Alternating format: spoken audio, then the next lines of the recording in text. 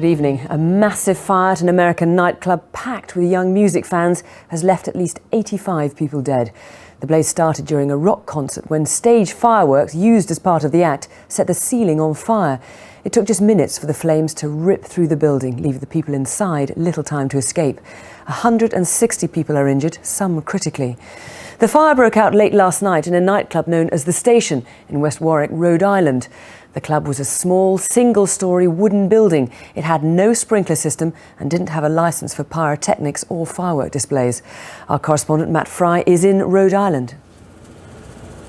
Fiona, it's been a week of terrible statistics. Only on Monday, 21 people died in a stampede in a nightclub in Chicago. That was bad, but what happened here was much worse. 96 dead at the latest count. 96! And 25 people still in a critical condition. This is what happened only a few yards behind me, exactly 18 hours ago. This was a tragedy caught on film from the very beginning. The band had just started playing. Ironically, the man taking these pictures was shooting a video about safety at pop venues. Then the pyrotechnics ignite the ceiling. The cameraman is already backing away, but most of the audience still think that they're witnessing a stunning display. Then panic. Only 3 minutes later, the club lit up like a torch.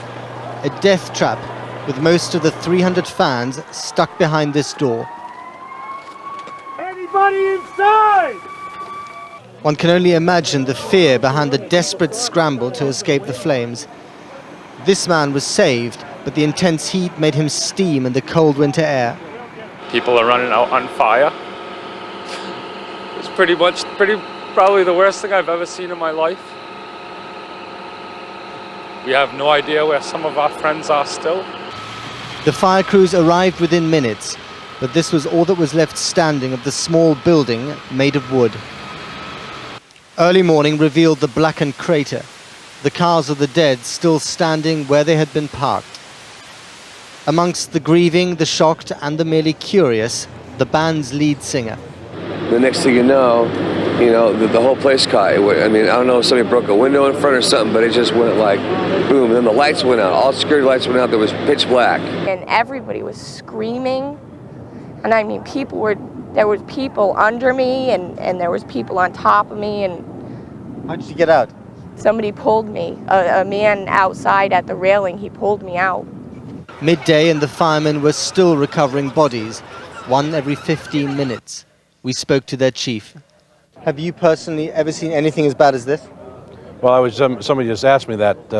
I spent a year in Vietnam and saw bodies and so on, but not to the point of this much tragedy in one spot in such a short time. West Warwick is a small community. Most of the dead came from here. Young people whose fatal mistake was to listen to some music in the wrong place at the wrong time. Matt, there must be a lot of questions being asked there now about how this fire was able to start in the first place, how it was able to spread so quickly, and who's to blame? Well, good point, Fiona. I mean, first of all, I think we have to say that this has now become one of the worst fires in recent American history. And then, of course, there are those very many questions. The band, for instance, says that they got permission for this pyrotechnics display, which you saw in my film, was incredibly dangerous. It beggars belief how anyone could have given permission for that. The owner of the ill-fated nightclub says that he never gave the permission. The police are now saying that they will press for criminal charges. And of course, there are an awful lot of extremely angry and sad relatives in this small community who want answers to questions that they thought they would never have to ask. Matt, thanks very much indeed.